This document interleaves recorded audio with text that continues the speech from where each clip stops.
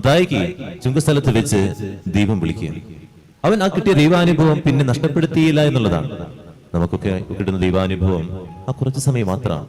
ഈ കുർബാനയുടെ ഇടയിൽ നമുക്കൊരു ദൈവാനുഭവം, അല്ലെങ്കിൽ ഒരു വാർഷിക ധ്യാനം കൂടുമ്പോൾ ഒരു ദൈവാനുഭവം ലഭിക്കുന്നു.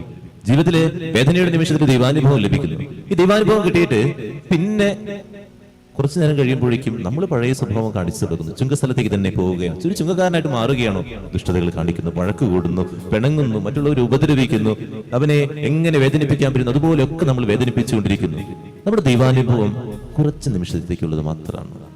ഈ കുർബാനയുടെ 1 മണിക്കൂർ അല്ലെങ്കിൽ വാർഷിക ദിനത്തിന്റെ ഒരാഴ്ച, അത് കഴിഞ്ഞ് കഴിയുമ്പോഴേക്കും നമ്മുടെ ദൈവാനുഭവം നഷ്ടപ്പെട്ടു. വീണ്ടും പഴയ ആ ചുങ്കക്കാരനായിട്ട് ഞാൻ മാറുന്നുണ്ടോ?